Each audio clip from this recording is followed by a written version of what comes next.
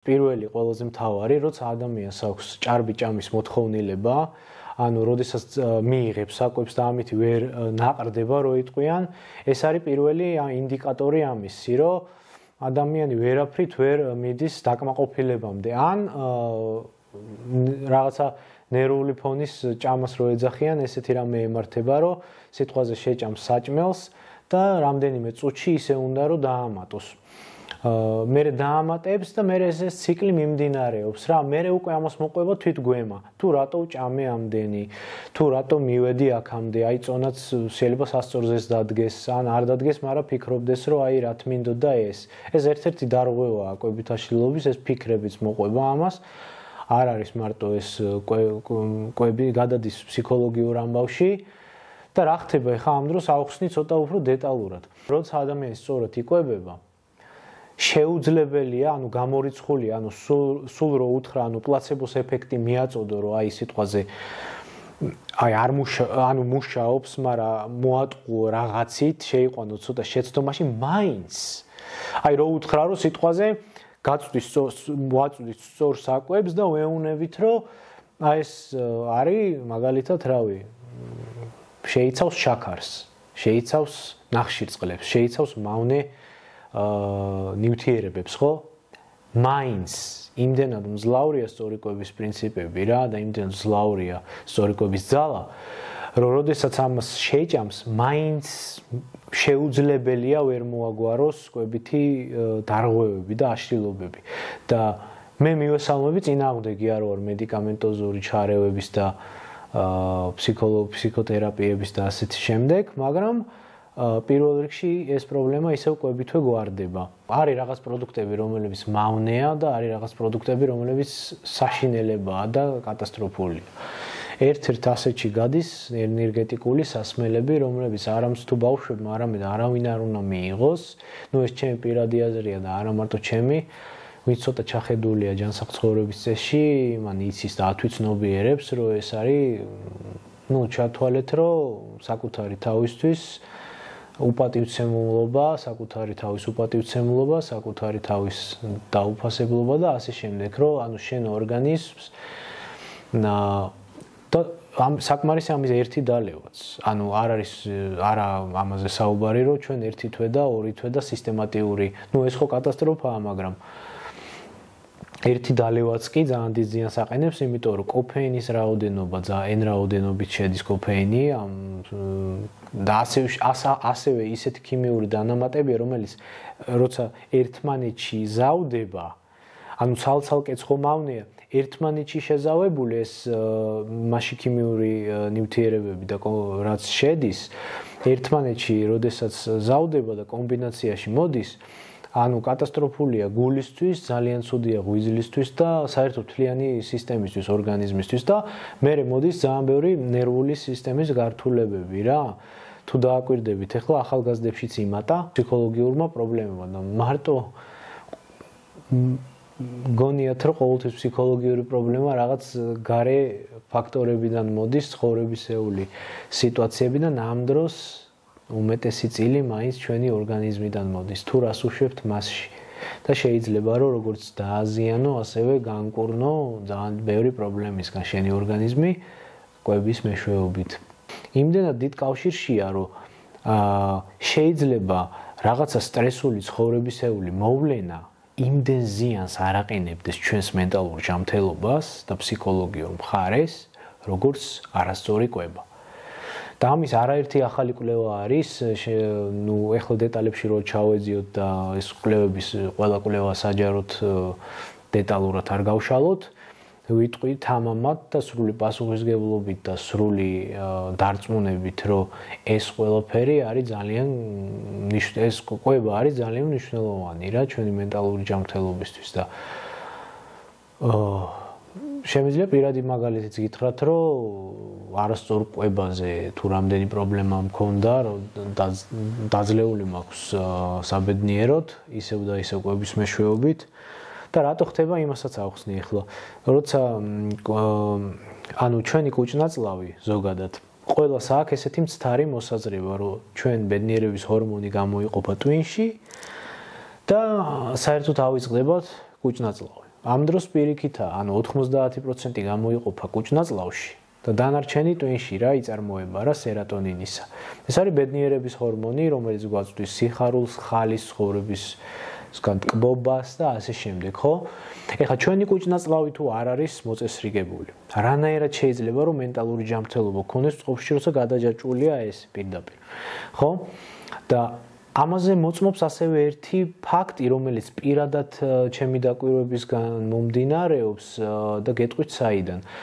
როცა მუშაობ მე ადამიანებთან და მაქვს შეხება, ვისაც მენტალური პრობლემა აქვს და გავდივარ კონსულტაციას, უმეტეს მათგანს თან ახლავს კუჭნაწლავის პრობლემებიც, რომელიც რა თქმა უნდა გამოწვეულია არასწორი კვებიდან. და თუ დაალაგებულია კვება, რა თქმა უნდა დაალაგებულია კუჭნაწლავის და მენტალური ჯანმრთელობაც. ამიტომ ვიტყვი, რომ 100%-ით დამოკიდებულია ჩვენი მენტალური ჯანმრთელობა კვებას. კი, რა თქმა უნდა არ არის ჯანსაღი, ყველაფერი, რასაც ხედავთ რომ აწერია ჯანსაღი და აწერია სიტყვაზე უშაქრო არ ნიშნავს, რომ იქ არ არის ისეთი ნივთიერებები, რაც შენთვის სასარგებლო, ანუ შეიძლება არ იყოს, ხო? პირველ რიგში უნდა გავათვითცნობიეროთ ჩვენ ერთი რამ, რომ გარჩევა ვისწავლოთ. როცა შევდივართ მაღაზიაში, ჯერ უნდა ვიცოდეთ რა არის მავნე ნივთიერებები, რა არის ჯანსაღი ნივთიერებები და როცა ამას ავიკითხავთ, რაღაცა ცოდნას მაინც არა აუცილებელი რომ წლები ისწავლო ეს, შეიძლება რაღაცა სია შეკრა, სადაც გეწერება რომ აი ეს არის მავნე, თუ გსურს რომ ფიზიკურად და მენტალურად და ქრონიკულ დაავადებებთან მიმართებაში იყო ჯანსაღად და თუ შენ არაფერი გაწუხებს, ვიმეორებ ხოლმე ყოველთვის. თუ არ გაწუხებს ქრონიკული დაავადებები, მენტალური პრობლემები, ან ფიზიკურად ჭარბიწონა და რაღაც, მაშინ კიდე მეტი სუფლება შეგიძლია მისცე შენს თავს. მაგალითად, მიირთვა, კი, ზოგჯერ დალიო ეს გაზიანიც 1000-ში ერთხელ მიიღო ეს წვენებიც და არა უგრძელო შენ თავს ყველაფერი სამუდამოდ, კვირაში ერთხელ თუ თვეში ორჯერ, სამჯერ, ან წვეულებაზე, ან ოჯახში, მაგრამ თუ ეს პრობლემები გაწუხებს, რომელიც მე ჩამოვთვალე, მაშინ უნდა ვეცადოთ, რომ ჩვენი ცხოვრების წესი შევცვალოთ უფრო გრძელვადიანი პერსპექტივით, ხედვით, ხო ხდებით, რას ვიძახი. მაგრამ კარგია, რომ გაზიანს არ იღებთ. ერთადერთი გაზიანი, რაც კარგია და სასარგებლო არის მინერალური, დანარჩენი ყველაფერი მავნეა. კი, შესაძლებელი არის. ნუ ეხლა გავრცელებულია ისეთი დიეტებიც, რომელიც არის საკმაოდ დამაზიანებელი ორგანიზმისთვის და ამან დაამკვიდრა ესეთი რაღაც სტიგმა თუ მითი, რომ ანუ ჯანსაღად სწრაფად ვერ დაიკლებ. რა თქმა უნდა დაიკლებ. უბრალოდ უნდა იცოდეს სწორი მიდგომები. მაგალითად, ეხლა ჩემი რჩევა იქნება, ვისაც უნდა რომ სწრაფად დაიკლოს და ჩადგეს ფორმაში. პირველი, რასაც უნდა მივაქციოთ ყურადღება, ეს არის ნახშირწყლების ანუ იქნება ეს რთული თუ სწრაფი კონტროლი. ანუ რას ვიძახი?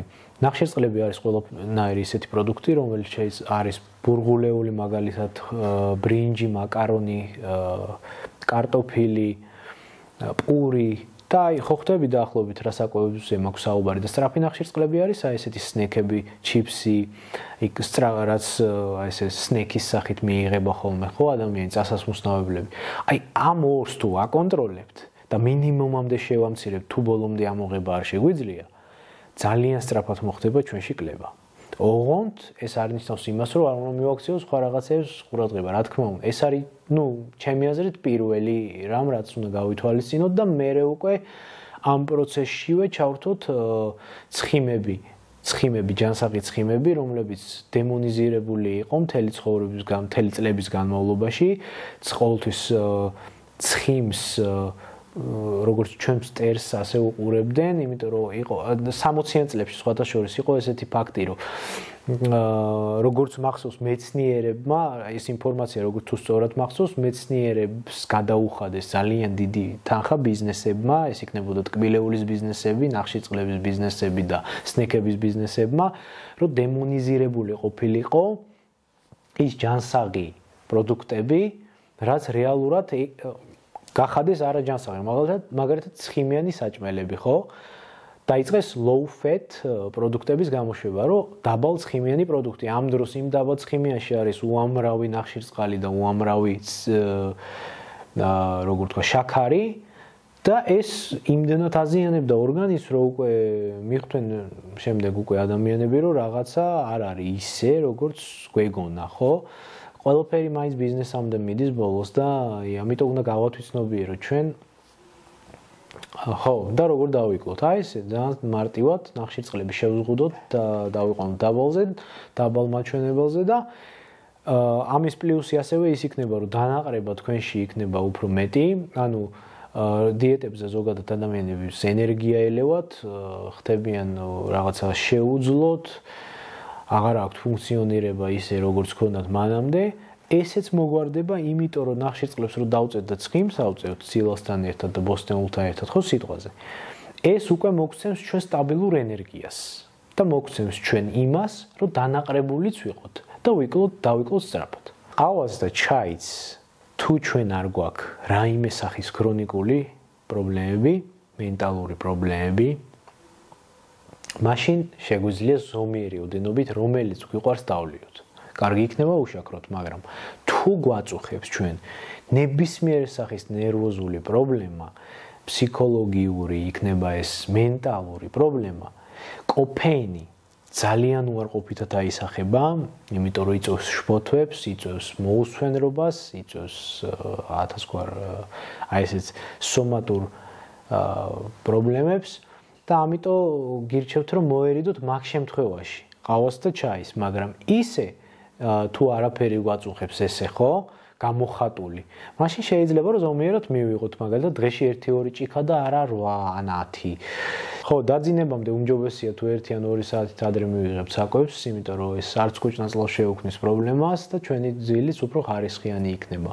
ხო, და ასევე შეიძლება ცოტა გადაუხვიოთ ემას, მაგრამ ისე მოუბრუნდები იმას, რომ როცა შევჭამთ ჩვენ მძიმე საჭმელს დაძინების დროს და ხშირად ბევრი ადამიანი ამბობს, რომ დაღლილი ვიღვიძებ. დაღლილი იმიტომ იღვიძებს უმეტეს შემთხვევაში, რომ მთელი ღამე ამ საკვებს ამუშავებს ჩვენი ორგანიზმი, თან თუ არა ჯანსაღია და ამ გადამუშავებაში იმდენ ენერგიას ხარჯავს, რომ მე ადამიანი იღვიძებს გამოფიტული და მე უკვე ჩდება ესეთი კითხვები, რატო ვიღვიძებ დაღლილი? და ესე ვეღარ იგებს ადამიანი ხშირ შემთხვევაში რა საიდან მოდის ეს პრობლემა. უმეტესად აქედან მოდის.